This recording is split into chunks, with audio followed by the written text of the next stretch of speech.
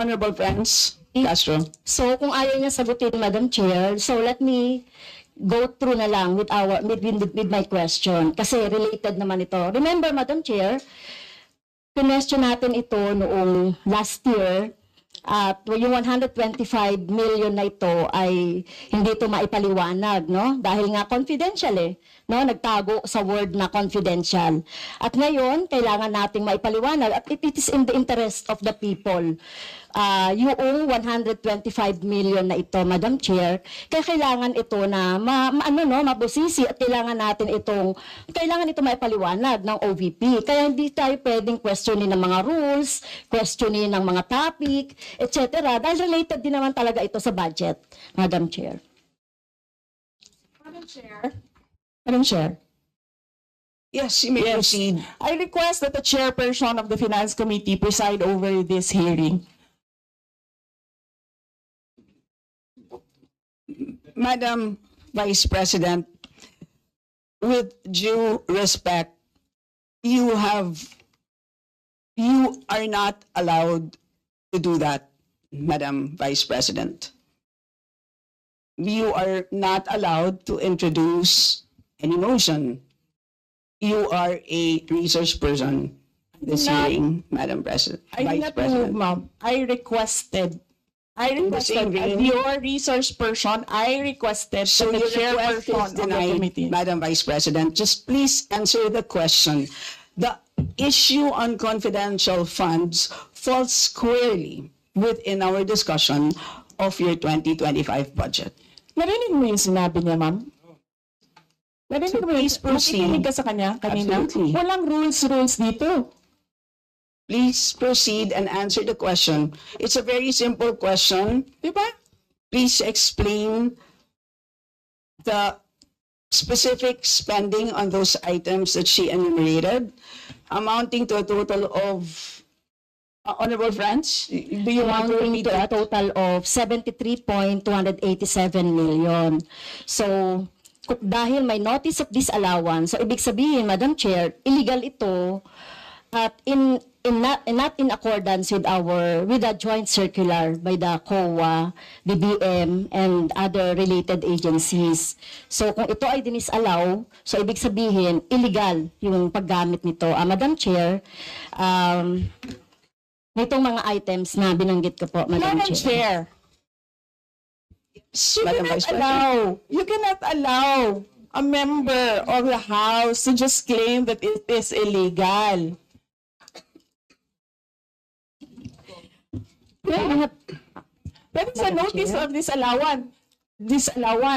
That is a procedure inside the Commission on Audit. Hindi sa upuan niya. Honorable friends. Okay, thank you, Madam Chair. So, thank you for the explanation, Vice President.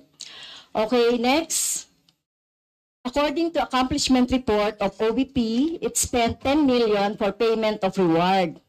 So, Madam Chair, in 11 days, ilang tao kaya at magkano kada tao ang reward? In fact, COA disallowed the whole amount spent by OVP for payment of reward. Hindi ba, Madam Chair, questionable ito? Madam Chair, the invitation letter that we received from the House of Representatives.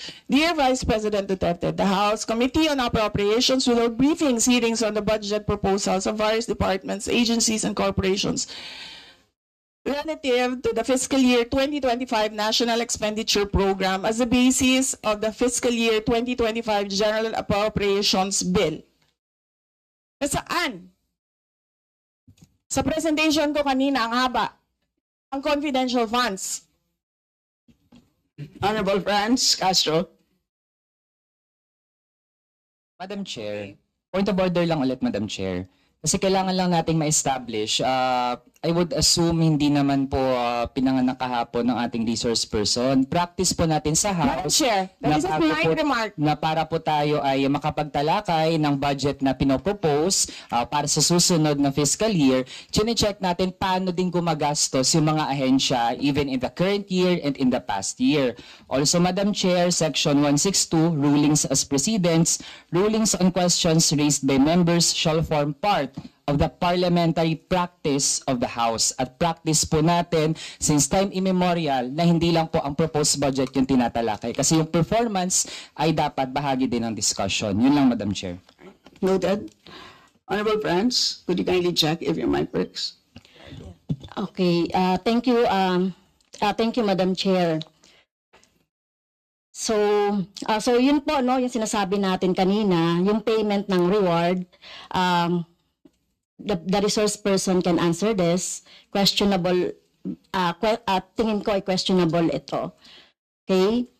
So, next, according to the accomplishment report, isa sa pinaggamitan ng OVP ng confidential funds ay yung provision of medical and food aid.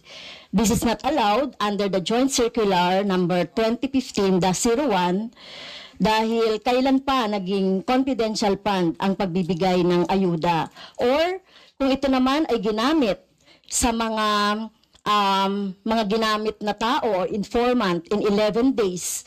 So paano kaya ginamit itong 40 million na ito, no, para sa medical and food aid in 11 days, Madam Chair?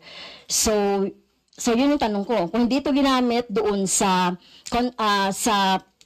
mga aids, medical aid or food aid, pero paano kaya, Madam Chair, ginamit itong 40 million na ito as a medical and food aid ng ilang tao in 11 days? So yun po yung tanong natin, Madam Chair. Madam Vice President.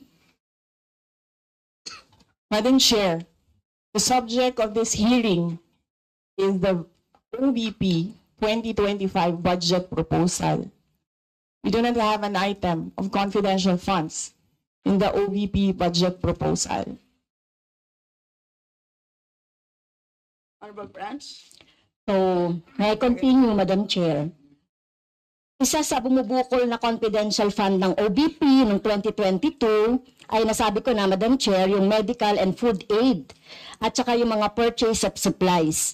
According to the accomplishment report, the OBP spent 40 million now for medical and food aid in 11 days.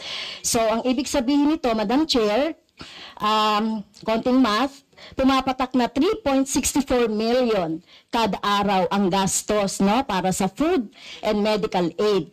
So hindi natin maintindihan, Madam Chair, paano ito ginastos in 11 days, no? 3.64 million kada araw dito sa item na ito. Madam Vice